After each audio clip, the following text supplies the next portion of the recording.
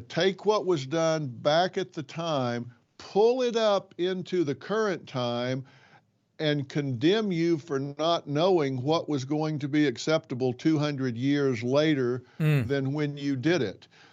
And I think that is really narcissistic and arrogant and rewriting history instead of letting people learn from the mistakes that were made in America. And Hey everyone, welcome back to the channel. Today we're diving into a fascinating exchange between David Pakman and Dr. Phil on some of the biggest cultural debates happening right now: cancel culture, how we teach history, and what's really going on in our universities. Dr. Phil makes some arguments about presentism and academic freedom that I think people need to hear. This gets into some really important territory about how we judge the past and whether we can even have honest conversations anymore. Make sure you watch until the end. Please comment down where you are watching from. It's great to see people from over the world connecting in here. All right, now let's get into the video. Tell me more about, I don't want to gloss over this. I really want to understand this. Changing history. Okay, what was the history that used to be taught that now has been changed by the tyranny of the fringe? Well, pick an area. We can talk about biology, where we have always had two sexes. But what about history? Now, just to pick history, not biology, because you said history, biology. What about history? Well, there's a lot of history to biology, and you would be missing a big point to pretend that there's not historical biology. But if you want to talk about history, we can, not in biology, but just talk about the history of mankind. Yeah. We've got areas where they don't want to talk about slavery. We had one a group of people that wanted to start describing slavery in history books as involuntary relocation. Right. This was not involuntary relocation. This was slavery. And we've got people that are wanting to rename schools because people that were doing what were the mores and folkways of the times now would clearly be doing things against the law, certainly against mores and folkways, because they were slave owners at the time, are saying, well, now we have to tear down these statues, we have to rename these schools, and we don't want to teach about them. We have to learn from our mistakes as a society. We can't pretend those things didn't happen. They did happen. They were dark and ugly times in American history.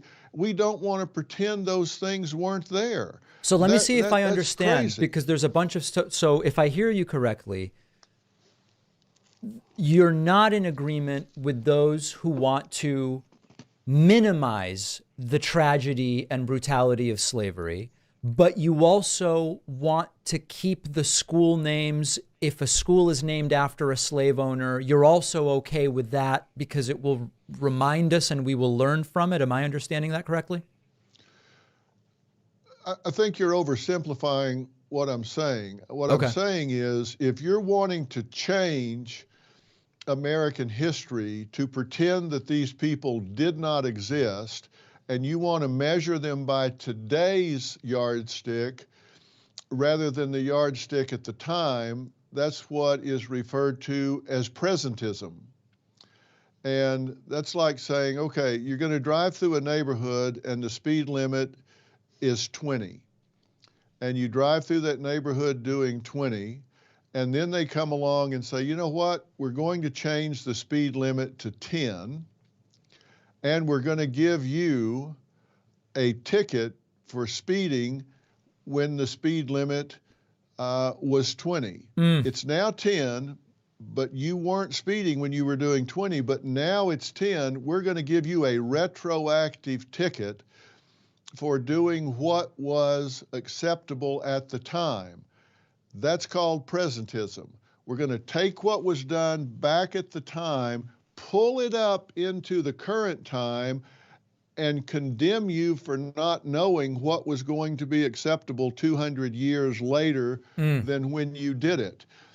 And I think that is really narcissistic and arrogant and rewriting history instead of letting people learn from the mistakes that were made in America and that we need to learn from so we don't make those mistakes again. Because some of those people also did some really good things at the time. We don't need to endorse everything they did. You know what absolutely gets me about this exchange? The way Pakman tries to trap Dr. Phil with that slavery question, and Phil just dismantles the entire framework of the argument. Because here's what's actually happening here that nobody wants to admit. When Dr. Phil brings up involuntary relocation, that's not him saying slavery should be called that. That's him exposing how far some people will go to sanitize history. And Pakman knows this, but watch how he pivots. He tries to make it seem like Phil wants to keep slave owner names on schools because of the slavery. That's not what Phil said at all. The presentism argument is actually brilliant, and here's why. We're living in a time where people genuinely believe their moral framework is the final, ultimate correct version of morality. Like, we've reached the end of ethical evolution. That's wild. That's actually insane when you think about it. Phil's speed limit analogy hits perfectly. Imagine someone giving you a ticket today for something that was completely legal when you did it. You'd lose your mind. But we do this with historical figures constantly. George Washington owned slaves, absolutely horrific by our standards. He also risked everything to create a nation with founding documents that eventually made abolition possible. Both things are true. And here's what really matters. When you erase these people from history, when you tear down every statue and rename every school, what are you actually accomplishing? You're creating a sanitized version of the past where the messy, complicated reality of human progress just disappears. Future generations won't understand how we got here because we deleted all the mile markers along the way. The arrogance Phil calls out is real. The assumption that we're so morally superior that we can judge everyone who came before us? That's not enlightenment. That's actually just another form of the same human failing that's existed forever. Believing your time is special, your understanding is complete. But we need to acknowledge the good and the bad.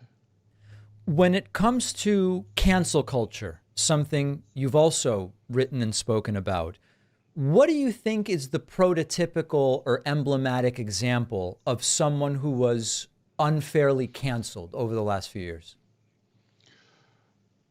Well, I think the idea of cancel culture is more than one person, and I'm not going to speak specifically about one person. What I'm going to say is you've got people that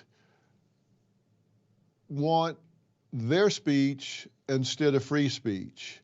And so they will come in and talk about in a university certain things that can't be shared, can't be talked about. We've got universities that have put out language that they highly recommend their professors to not use. One of them that jumps out at me from the University of California is they were encouraged to no longer say America is the land of opportunity or the job should go to the most qualified person. They're saying you can't say those things anymore because they are considered to be oppressive.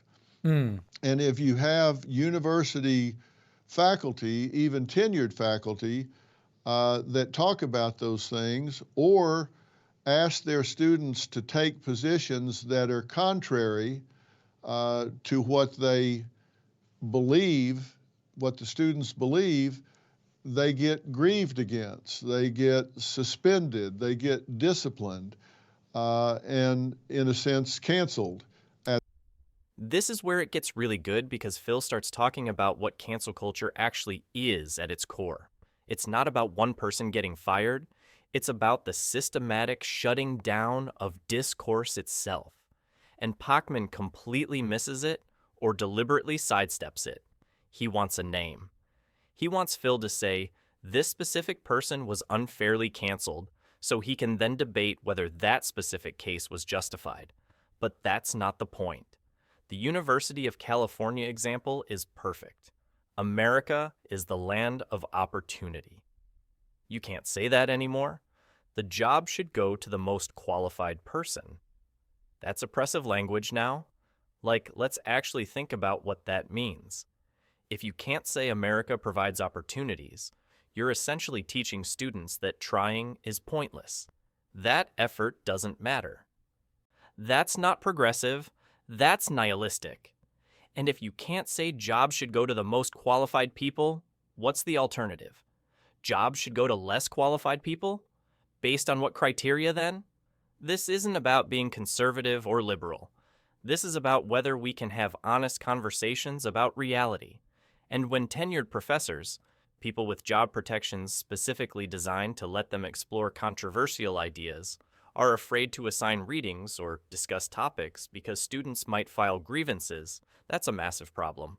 Phil's point about their speech instead of free speech cuts to the heart of it. People want the freedom to say what they believe while shutting down what others believe. That's not a principle. That's just power dynamics dressed up as morality. And the university environment is where this matters most. That's supposed to be the place where ideas are tested, where students learn to engage with perspectives they disagree with, where intellectual growth happens through challenge and debate. When that becomes impossible, you're not creating educated citizens. You're creating people who can only function in ideological echo chambers. That's interesting. Let me weigh in on that a little bit, because that's very interesting. In preparation for the interview, I looked at the academic setting, because a lot of times when we talk about cancellation, we talk about, a comedian who said or did something, and then for a while they didn't have shows or something like that, Louis C.K., for example, et cetera. I looked for the revocation of tenure for professors in a lot of these schools that you talk about or allude to. And really, it seems that when tenure is being stripped, it's for real wrongdoing. Plagiarism is uncovered, sexual harassment of students, et cetera. I really struggle to find evidence in a country of 330 million people of tenure being stripped just because of using the wrong language. Now, I'm not saying that there aren't wacky memos that go out, or I'm with you that this stuff exists anecdotally. But if we think about what is happening big picture, I actually struggle to really find examples of this as an epidemic. Tell me where I may be missing something. Well, I don't know what you mean by epidemic. Well, that it's happening, that professors are being stripped of tenure, not for serious violations of their like I said, sexual harassment, plagiarism, being involved in criminality, but just because they said something that is maybe not politically correct. I'm just not seeing that tenure is being stripped from professors for that. Do you have any example? Okay, so now, Pakman deploys what he thinks is his gotcha moment. He did his research, he looked up tenure revocations, and he can't find examples of professors losing tenure just for speech. Therefore, Phil must be wrong about the whole thing. But this is actually a perfect example of how people miss the forest for the trees. Phil doesn't need professors to have lost tenure for his point to be valid. The chilling effect is the real issue here. Think about it this way. If you're a professor and you see your colleagues getting grievances filed against them, getting suspended, getting investigated, having to defend themselves in administrative hearings, do you need to actually lose your tenure before you start self-censoring? Of course not. The punishment doesn't have to be permanent termination to be effective at shutting people down. The process is the punishment. Having to defend yourself, having your reputation questioned, dealing with months of administrative stress, that's enough to make most people just avoid controversial topics entirely. And Pakman's focusing on epidemic language is telling. How many professors need to be silenced before it's a problem? What's the acceptable number? Because from where I'm sitting, even one professor being punished for engaging in legitimate academic discourse is too many. Phil's absolutely right to call this out. When you create an environment where people are afraid to teach, afraid to assign certain readings, afraid to have students debate controversial topics, you've already lost the battle for free inquiry. The formal tenure revocation is just the final step in a process that's already done its damage. And the fact that Phil says he'll provide examples and we don't see them in this clip doesn't invalidate the broader point. The cultural shift in universities toward ideological conformity over intellectual diversity is real, and it's measurable in ways beyond just counting terminated professors. So what do you think of this? Leave your thoughts in the comment section below, and please don't forget to like and subscribe. I'll see you in the next video.